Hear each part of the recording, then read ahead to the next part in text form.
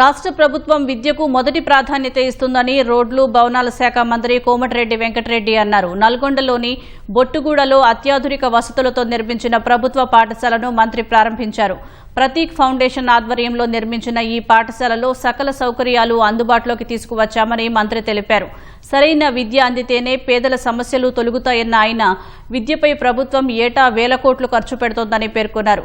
ప్రతి నియోజకవర్గంలో దాదాపు 200 కోట్ల రూపాయలతో ఇంటిగ్రేటెడ్ స్కూల్స్ నిర్మిస్తున్నామని, కులం మతం తేడా లేకుండా విద్యార్థులు చదువుకోవాలన్నది ఈ ప్రభుత్వ ఆశయమన్నారు.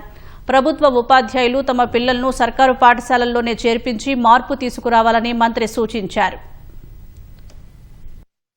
ఈ రోజు కుల మతాలకు అతీతంగా చిన్నప్పుడే అవగాహన పెంచాలని 22,000 కోట్లతో ఇవాళ యంగ్ ఇండియా ఇంటర్నేషనల్ స్కూలు మనం కడుతున్నామంటే ఇవాళ ఈ ప్రభుత్వం విద్యకు ఎంత ప్రాధాన్యత ఇస్తుందో విద్యాశాఖ మంత్రి అయిన స్వయంగా రేవంత్ రెడ్డి గారే దీని మీద ఎప్పుడు మాట్లాడతారు.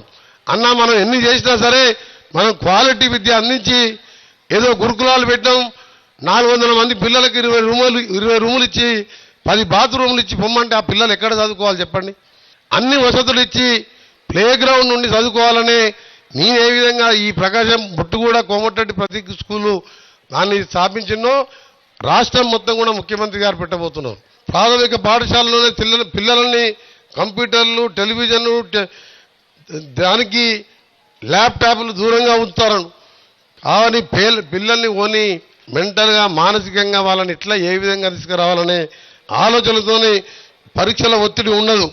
చిన్న వయసులోనే పిల్లలపై గ్రేడ్లు కావాలని తల్లిదండ్రులు కానీ వీళ్ళు కానీ ఎప్పుడు కూడా మనం ఒత్తిడి చేయకుండా మనం అందరం కూడా ముందుకు పోదామని మీ అందరికీ కూడా మరొకసారి ఈ కార్యక్రమం ఈ ఇతరులో ఆగదు. నేను ఎమ్మెల్యేగా, ఎంపీగా, మినిస్టర్గా ఉన్నా లేకున్నా నల్గొండ కాన్స్టిట్యున్సీ నాకు గుండెకాయతో పాటు నాకు ప్రాణం ఇచ్చిన ఏమి లేనప్పుడు నన్ను 5 సార్లు ఎమ్మెల్యేగా గెలిపించి పక్క భువనగిరిలో నిలబడితే అక్కడికి కూడా మీరు వచ్చి గెలిపించి 6 సార్లు గెలిపించి అలా క్యాబినెట్లో నేను ఉత్తమ్ కుమార్ రెడ్డి గారు సీనియర్ మినిస్టర్స్గా ఉన్నాం. నేను అడిగితే ఇక్కడ ముఖ్యమంత్రి గారు ఏదైనా శాంక్షన్ చేస్తారు. దాంతోపాటు నేనే ఆలోచించిన మన ఉద్యోగులకు న్యాయం చేయాలి, ఇంకా కేంద్రంకి వెళ్ళి నిధులు తెచ్చుకోవాలి. రాష్ట్రంలో ఆర్థిక పరిస్థితి చూస్తే పోయిన 10 ఏళ్లలో పెరిగిన భారం, అందుకనే నల్గొండ మున్సిపల్ కార్పొరేషన్గా మీరు ఎవరు అడగకముందే చేసిన నేను హైదరాబాద్లో రాజశేఖర్ కట్టిన ఔటర్ రింగ్ ఎట్లుందో అదే డిజైన్తో ఔటర్ రింగ్ కూడా కడుతున్నా అంటే ఇవాళ నల్గొండ కార్పొరేషన్ మీరు ఊహించుకోండి వచ్చే 2 ఏళ్లలో ఎట్లుంటుందో మీకు.